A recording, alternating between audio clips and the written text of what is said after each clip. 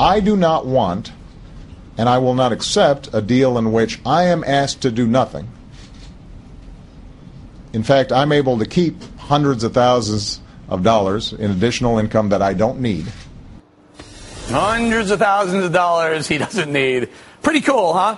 Maybe he can donate it to bring down the national debt. That came across as a knock against hard-working capitalist Americans who are inspired by the profit motive. Nothing wrong with profit, you guys. Did Edison invent the light bulb for fun? Nope. Did Henry Ford build cars for charity? The profit motive drove America to the top of the food chain. We shouldn't knock it.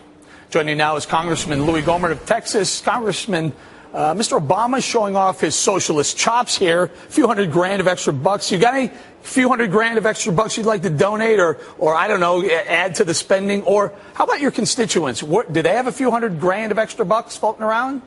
Well, we do have some people that love the president dearly, and I'm sure really would like to send more money. But did Eric work for Fox for free? Look, we all have to do something to make a living, and people want to make a way for themselves. And that is the greatness of America. We have built on that. We have made the greatest country in the world because of all the work of those going before us. And it is so terrifying to people who are vulnerable to have this president go out and be fear-mongering, trying to scare senior citizens, scaring veterans, when he knows or should know that that's an irresponsible thing to say. The money is available. We can get this economy going, but we have got to get back to the roots that made us the greatest country in the world. And we don't do it with this president saying, I'm not going to allow people to keep an extra $100,000 or hundreds of thousands of dollars they don't need. Who is he to tell anybody in America how much they need, how much they don't need?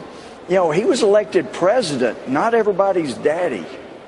All right, sorry. I used exactly those words last night. I said, who are you to tell people who work hard for a living? By the way, we should point out that Mr. Obama... scary, Eric, that we're thinking alike. Right, Mr. Obama is paid by our tax dollars. All the money he makes, all the flying around the country, or around the world he does, all the dinners, all the drinks, all of that comes out of the money we work hard for and send a percentage of it every April 15th into the IRS.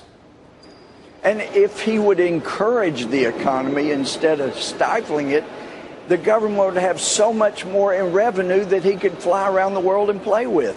But you don't get there by using the EPA and using all of the administration's power to come down on top of business and try to suppress it like he is in Texas and other places. He's doing all he can to stop businesses from going out and doing well. And let me just tell you, when he tells the seniors that they may not have enough money to get their checks, that is such a fabrication.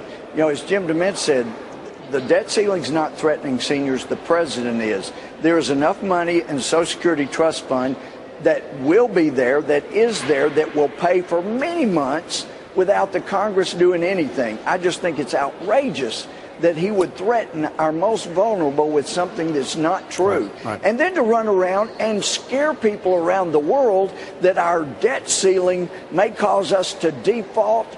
Creditors of ours around the world need to understand, regardless of how irresponsible our president may be, they're going to get paid. Fear-mongering. Congressman, before I let you go, before I lose you, I just want you to weigh in on Senator McConnell's plan of handing over $2.5 trillion of debt relief to Mr. Obama and hoping he comes up with spending cuts. What do you think of the plan? Well, it's the same thing that we've heard from some of our leaders over the last 4 or 5 years on the House side. Republican leaders who said, look, all we have to do is feed the Democrats rope and they'll hang themselves. As I pointed out before, the trouble is they didn't hang themselves. They have hogtied America. They've hogtied business. And it's time to quit feeding rope to people who are using it to hogtie America. All right, Congressman, thank you very much for your time on a very busy day in D.C. Congressman Louis Gohmert.